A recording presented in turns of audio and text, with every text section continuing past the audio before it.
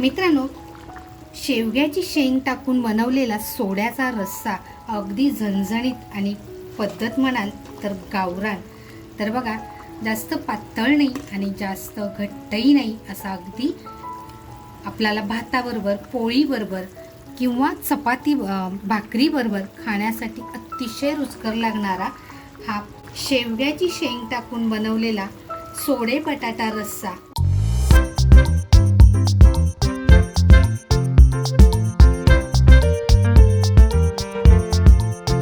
नमस्कार मित्रांनो, कशात सगळे मजेत ना? मजेत असलंच पाहिजे. तर बघा, खारवलेला सोडा म्हणजे खारवलेली कोळंबी आहे, त्याचा आज काहीतरी झणझणीत गावरान पद्धतीने बनवते. व्हिडिओ शेवटपर्यंत राहा.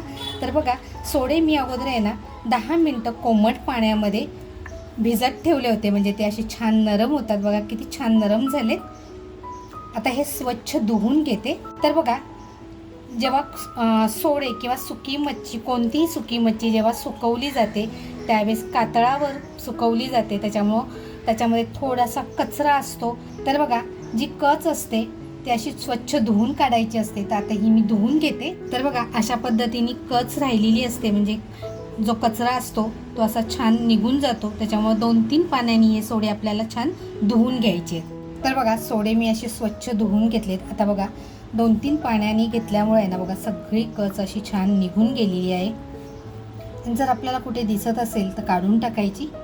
आता ह्याच्यामध्ये ना सोडे म्हटलं किंवा सुकी मच्छी म्हटलं तर तिला एक उग्र वास असतो. तर थोडीशी हळद लावून घेते. तर बघा, हळद लावून एक 2 ते 3 मिनिटं आपण बाजूला ठेवून देऊया. मेन साहित्य म्हणाल ना तर सुकं खोबरं घेतलंय आणि एक कांदा घेतलाय. तर खोबरं आणि कांदा मी छान कापून घेते.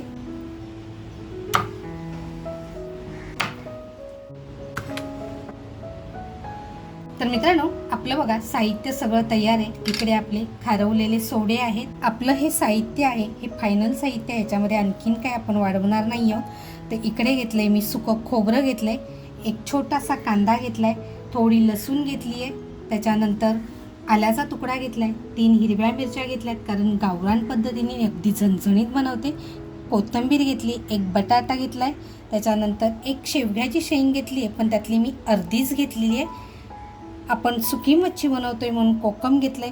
मित्रांनो, आपला शलाका ऑल इन वन हा आपला घरगुती मसाला घेतलेला आहे. मित्रांनो, कोणाला जर हवा असेल तर डिस्क्रिप्शनमध्ये मी नंबर देते, तुम्ही व्हॉट्सॲपवर मागू शकता. त्याच्यानंतर चवीनुसार पण कमी मीठ घेतलेलं आहे.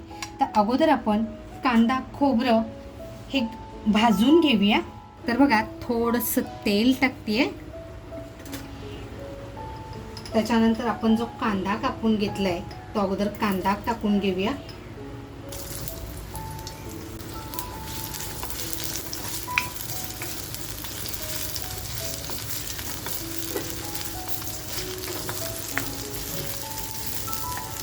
कांदा ना आपल्याला छान असा लालसर परतवून घ्यायचा आहे. कांदा बघा आपला छान लालसर झालेला आहे. झणझणीत आणि गावरान पद्धतीने आपण बनवतोय, म्हणजे असा मसाला सुद्धा झणझणीतच झाला पाहिजे. त्यानंतर बघा, ज्या हिरव्या मिरच्या घेतल्या त्या हिरव्या मिरच्या आपल्याला टाकून घ्यायच्या. त्याच्यानंतर लसूण आणि आल्याचा तुकडा तो सुद्धा आपल्याला छान असा परतवून घ्यायचा. तर बघा, छान आता आपलं कढई सुद्धा मस्त गरम आहे. आता जे खोबरं घेतलंय ते खोबरं टाकून घेते, म्हणजे बघा करपणार नाही. आणि 1-2 मिनिटातच आपण गॅस बंद करणार आहोत, म्हणजे खोबरं सुद्धा छान असं परतलं जाईल.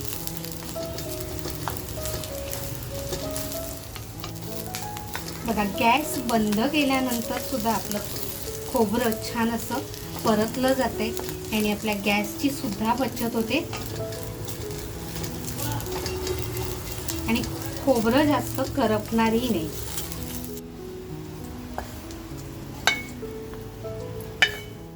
तर बघा, मसाला आपल्याला छान असा बारीक करून घ्यायचा आहे. आपण हा मसाला अगदी मिक्सरमध्ये बारीक करू शकतो, पण पाट्याची जी चव असते ना, म्हणजे पाट्यावरती बनवलेलं जे जेवण असतं ना त्याची चव अप्रतिम असते. तुमच्या घरी जर असेल पाटा तर नक्की बनवून बघा.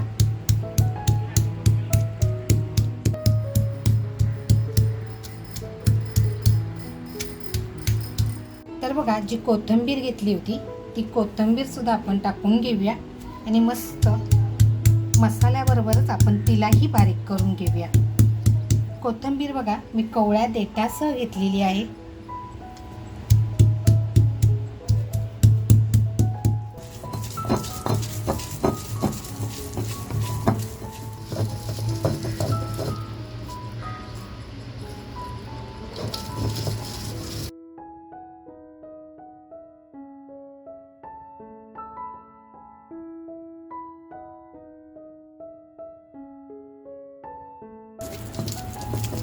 तर बघा, मसाला तर आपला झालेला आहे तयार.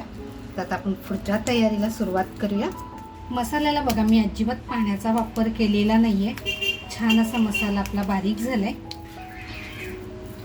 बघा, हा मसाला आहे ना पाणी न लावता मी बनवलेला आहे, त्याच्यामुळे हा आपला मसाला 8 दिवस टिकू शकतो. म्हणजे आपल्याला जर कोणती भाजी करायची असेल तरीसुद्धा आपण हा मसाला वापरू शकतो.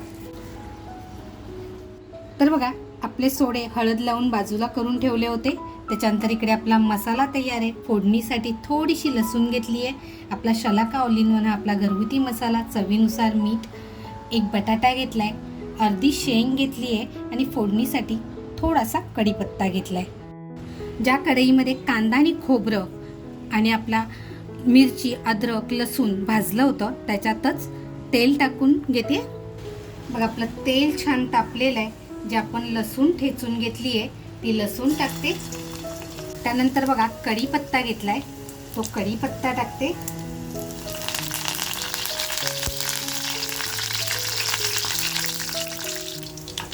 गॅसची फ्लेम थोडी स्लो करते आणि थोडासा आपला शलाका ऑल इन वन आपला घरगुती मसाला टाकून घेते. त्याचबरोबर आपण जो मसाला वाटून घेतलाय तोही टाकून घेऊया.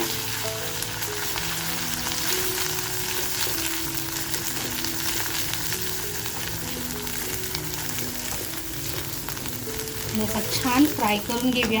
आता जो बघा आपला शलाका ऑल इन वन हा आपला घरगुती मसाला घेतलाय तो आपल्याला पाहिजे तितकाच आपल्याला टाकून घ्यायचा आहे. म्हणजे आपल्याला किती तिखट पाहिजे तितकं आपण टाकून घ्यायचे. तर बघा, शलाका ऑल इन वन हा आपला घरगुती मसाला मी 2 चमचे घेतला होता आणि तो दोन्ही चमचे आपण याच्यामध्ये टाकून घेतलाय. तर छान असं आपल्याला हे फ्राय करून घ्यायचे. बघा, मसाल्याचा पाटा धुवून घेतलेलं पाणी आहे ते थोडंसं टाकून आपण एक छान मसाला परतवून घेऊया. तर बघा, मसाला टाकल्यानंतर मी गॅसची फ्लेम स्लो केली होती. आता गॅसची फ्लेम फुल केली आहे आणि आपण छान असा मसाला तेल सुटेपर्यंत परतवून घेणार आहोत. खरं म्हणाल ना तर आपण मसाला छान भाजून घेतला होता, पण असा जर मसाला आपण छान भाजला ना की त्याची चवसुद्धा अप्रतिम येते. त्याच्यामुळे छान असा आपल्याला हा मसाला परतवून घ्यायचा आहे.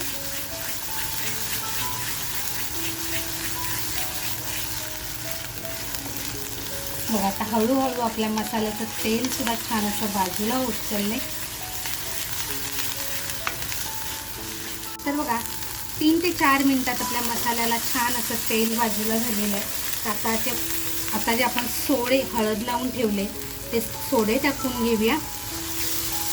आता बघा, मी मसाल्यामध्ये हळद टाकलेली नाही कारण मी सोड्यानं हळद लावली होती म्हणून हळद टाकली नाही. त्याच्यानंतर बघा, ज्या शेंगा घेतल्यात त्या शेंगा टाकते. त्याच्यानंतर बटाटा घेतलाय तो बटाटाही टाकून घेते आणि असं छान आपल्याला हे फ्राय करून घ्यायचं आहे. आता बघा, मसाला करपू नये म्हणून परत पाट्याचं जे वाटलेलं पाणी आहे म्हणजे धुतलेलं पाणी आहे तेच टाकून आपल्याला हा मसाला अगोदर छान फ्राय करून घ्यायचा आहे. तर बघा, असं मस्त आपल्याला फ्राय करून घ्यायचं आहे. मित्रांनो, अजून मी मीठ टाकलेलं नव्हतं. तर बघा, चवीनुसार ही मीठ टाकते आहे. जर आपल्याला मीठ कमी वाटलं तर आपण नंतर टाकू शकतो, पण जर का आपल्याला मीठ जास्त झालं तर ते आपल्याला काढता येत नाही. त्याच्यामुळे मीठ हे बेतातच टाकायचे.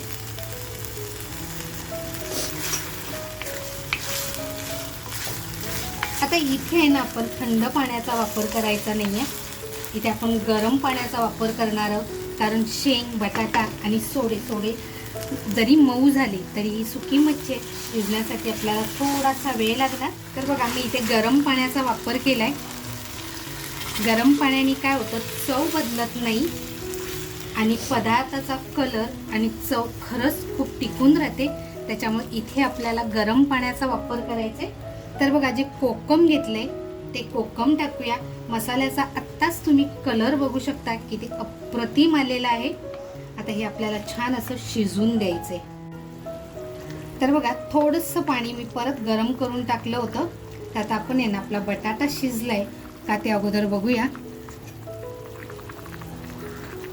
बघा थोडासा शिजला पाहिजे म्हणून एक 5 मिनिटं आणखीन आपण गॅस चालू ठेवूया.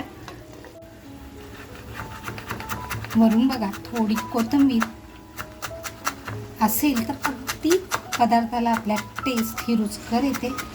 तशी मी कोथिंबीर घेतली आहे. कोथिंबीर टाकूया आपण.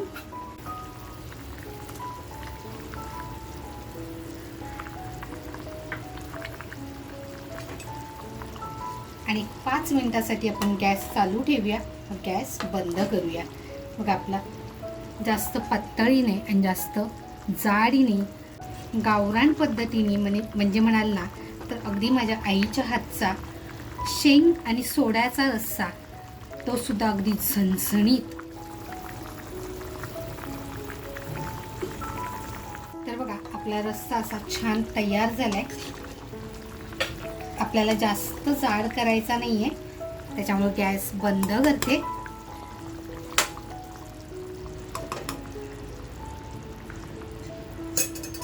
रश्शाला कलर सुद्धा तुम्ही बघू शकता मित्रांनो किती अप्रतिम आलेला आहे. 1-2 मिनिटं आपण थंड होऊन देऊया. तर बघा 5 मिनिटं झालेली आहेत. आहा, एक नंबर. कलर सुद्धा बघू शकताय तुम्ही किती जबरदस्त आलेला आहे. खरं सांगायचं ना असा घमघमाट घरामध्ये सुटलेला आहे की कधी एकदा आपण ताव मारायला सुरुवात करतो असं झालेलं आहे. तर आपण काढून घेऊया आता.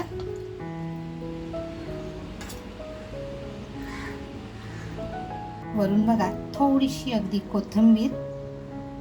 मित्रांनो गावरान पद्धतीने बनवलेलं हे सोड्याचं पण शेवग्याची शेंग आणि बटाटा टाकून बनवलेला हा सोड्याचा झणझणीत असा रस्सा, ही रेसिपी तुम्हाला कशी वाटली? आवडली असेल तर नक्कीच एक लाईक करा.